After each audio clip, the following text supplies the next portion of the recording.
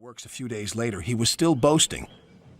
I am the finest engine on the island of Sodor. Probably the finest in the world. Come on, Gordon. We're going to the official opening of the new station.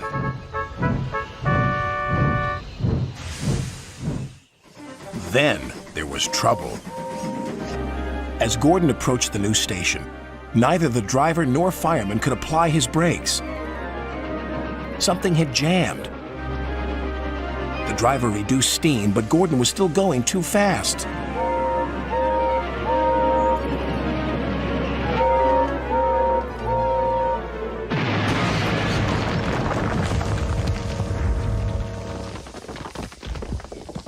Help me, please.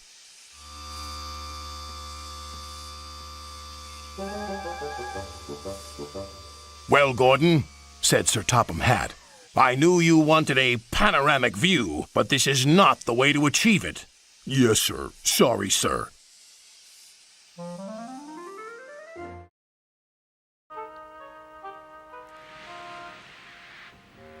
He was just shunting, ready for his return journey, when... "That sounds like a steam engine," he thought. The hiss came again. "Who's there?" asked Douglas. A whisper came. "Are you Sir Topham Hatt's engine?" "I am proud of it." "Well, I'm Oliver, and I'm with my brake van towed. We've run out of coal and have no more steam." "But what are you doing?" "Escaping." "From what?" "Scrap." Douglas shivered. Then he remembered Edward's story about saving Trevor. "I'll be glad to help you.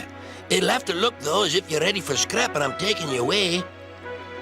Their drivers and firemen agreed to help, too. Everyone worked fast. "No time to turn round. I'll run tender first. Come on."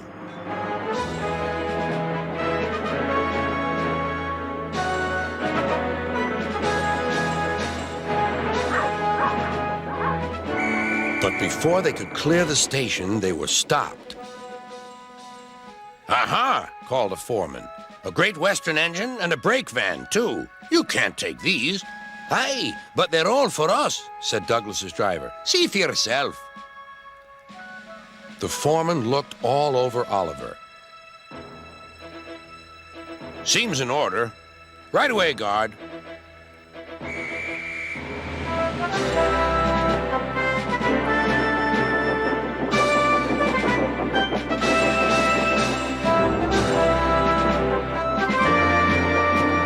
"That was a near thing."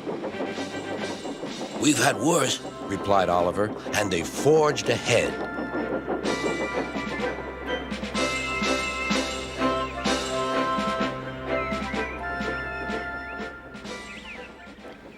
It was daylight when their journey ended. "We're home!" cried Douglas. "Shh!" said his driver. "There are the works. We'll find a place for Oliver." Oliver said... Must be brave, Thomas puffed. But it was spooky. Emily was turning around, ready to shun some freight cars. Suddenly, a great whoosh of sparks lit up the shed. "Bust my buffers!" cried Emily. Emily was scared. She didn't notice the huge white tarp. It fell, covering her from funnel to footplate. "The ghost! It's got me!" She steamed away as fast as her pistons could pump. Thomas thought Emily was the ghost, and he raced out of the smelting shed.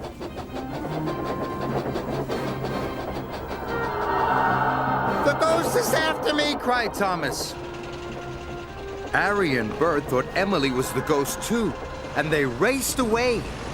Thomas was right behind them, and Emily was right behind Thomas.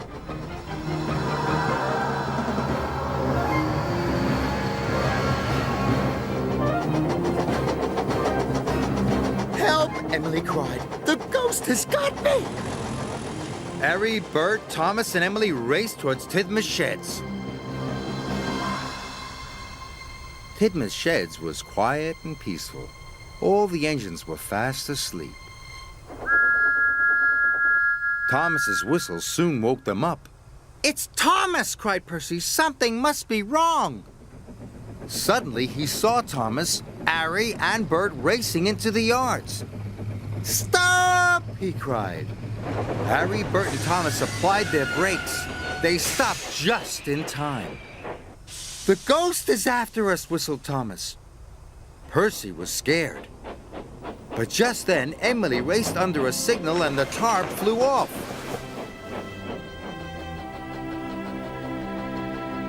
"That's no ghost," said Percy. "That's Emily." The engines didn't feel scared anymore, but they did feel foolish. Percy looked at the lorry. "What's this lump of steaming scrap iron?" he teased. I'll be back, replied the lorry, so you can wipe that silly smile off your smoke box. "Ha!" said Percy, and wheeshed him loudly.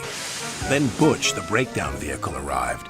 He was towing the lorry from the flour mill. "What happened?" asked Toby's driver. "He was overloaded with flour," came the reply, "and he broke down."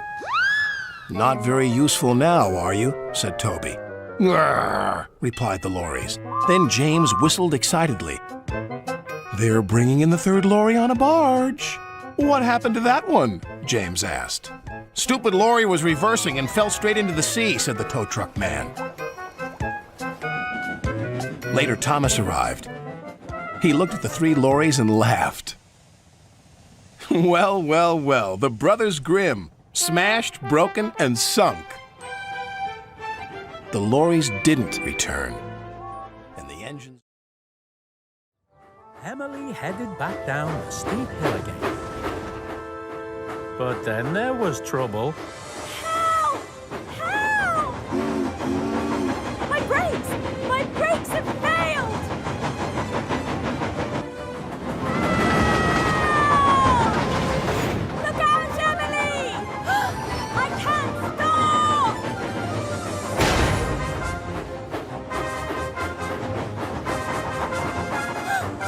I have to slow her down!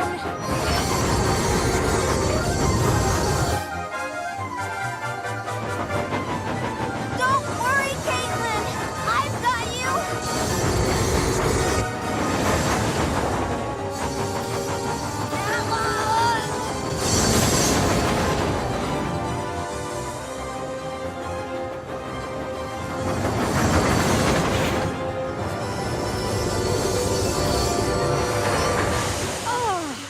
Oh, Emily, you're my hero! This time... No, we won't. We won't let them send Sir Topham Hatt away. We'll go on strike until they agree to let him stay on the island. On strike? You mean we won't do any work or pull any trains? That's right. We'll cause confusion and delay. Good idea, Thomas. Where are all my engines? The passengers are getting cross and saying what a bad railway this is. Oh, there's trouble in the shed, sir. The engines are refusing to come out. Sodor needs Sir Topham Hatt. No, he can't go. No, he can't go. Sir Topham Hatt is our friend. No, he can't go. No, he can't go. There he is! What on earth is going on? Quiet! Be quiet, all of you! Now, could someone please explain the meaning of this outrage? This strike was my idea, sir. Without you, the railway just wouldn't be the same. But... We don't want you to leave Sodor, sir. but I'm not leaving Sodor. I'm not going anywhere. But Percy saw the men clearing your office. They were taking everything away. Even your telephone. That's because my office is being redecorated. Redecorated? That's right. I'll have to work in a temporary office until they finish repainting and decorating. Redecorating. He couldn't be leaving. on? Sorry. But I thought... I know what you thought, Percy, but you got it all wrong. Now, if you wouldn't mind, we still have a railway to run. Yes, sir! Raring to go. On my way. Sorry. All the engines made sure they were back in the sheds before it got dark. Nobody wanted to go out while the ghost train was about. I'm not going out tonight. You'll have to take the mail train, Thomas. Me? I'm not doing it. How about Edward? I'm not setting one wheel out there in the dark. What's wrong with you all? Somebody has to deliver the mail. Gordon! I'm not actually frightened, sir. It's just I'm having trouble with my boiler. Otherwise, I'd be happy to help. Well, if Henry is out there pulling the flying kipper, surely one of you can take the mail train. Henry? Out there all alone?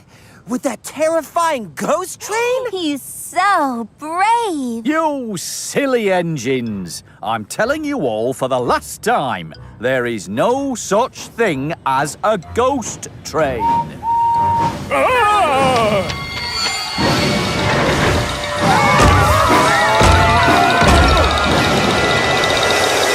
Only me. Henry?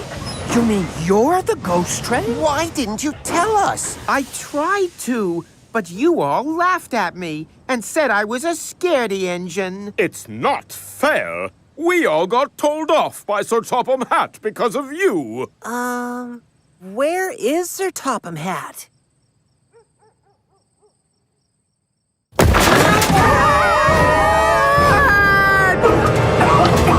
Oh. Well, it's perfectly obvious what's happened, isn't it? Is it? Of course. Henry must have been painted with the wrong kind of... Cranky that he was careless with his hook. His hook knocked the switch, and the switch started the jet engine, and the engine began to whine. The whine got louder and louder and louder. Uh-oh, said Cranky. Before he could say anything else, the jet engine was rocketing Thomas up the track. Whoa, said Thomas. The driver tried to put on the brakes, but Thomas couldn't stop. Whoa, boy! The station master called ahead. Clear the lines! It's a runaway train! Signals were changed, and points were switched. Thomas had never been so excited. Thomas flew by James and rocketed past Henry.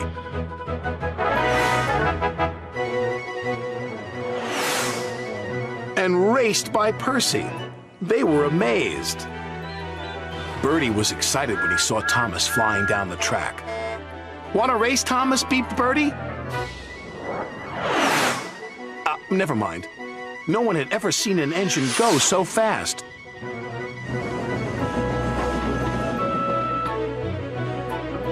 Gordon had no idea that Thomas was racing along the main line.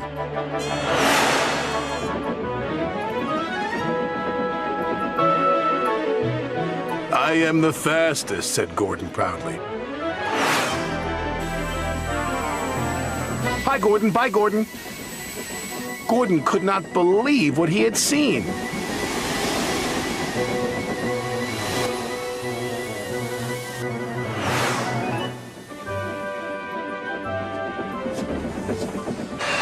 At last, the jet engine ran out of fuel, and Thomas was back under his own power.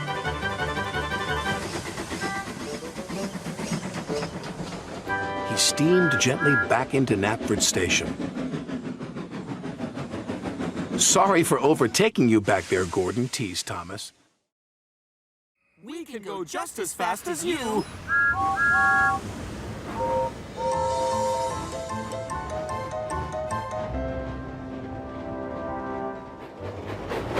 That day, all the engines hurried about their work, trying to show how quick they could be.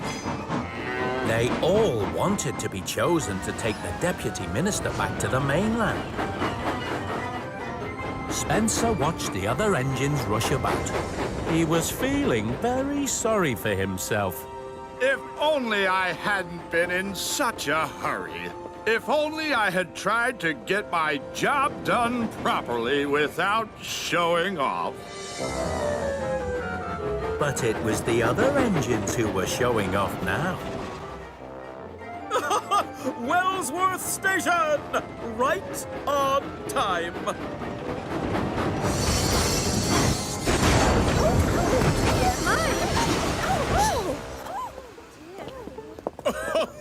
Oh, James, your poor passengers. You mustn't stop so quickly. Well, at least my passengers can step onto the platform, Gordon. Oh. By trying so hard to be fast, the engines were causing confusion and delay.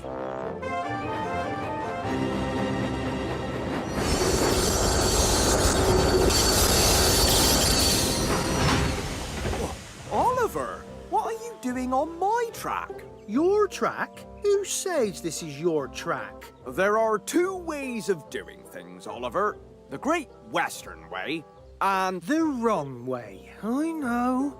And you're doing it the wrong way. All the engines were making silly mistakes. But Thomas's mistakes were the silliest of all.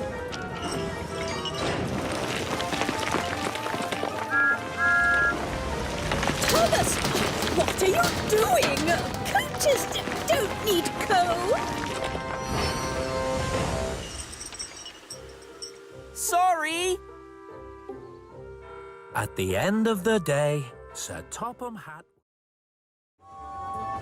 As they approached Gordon's Hill, James pumped his pistons faster than ever. Toad decided he didn't want an adventure anymore. Oh dear me. You see, Toad, nothing slows me down. Oh!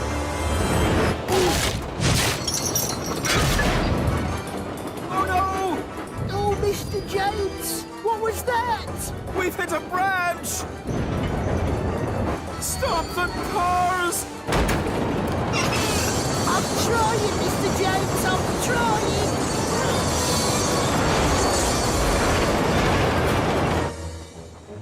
Thomas was taking Sir Topham Hatt and Dowager Hatt to the mainland to go to the opera.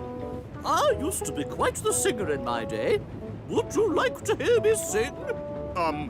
Well, perhaps later. Me, my, moo.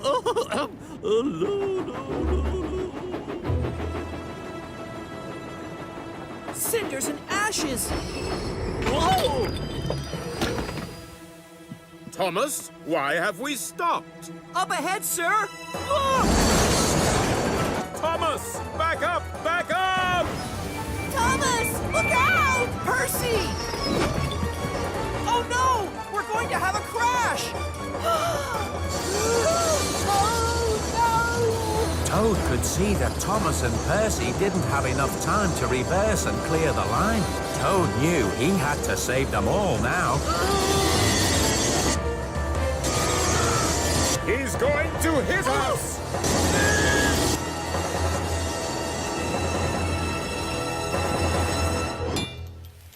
Toad had done it.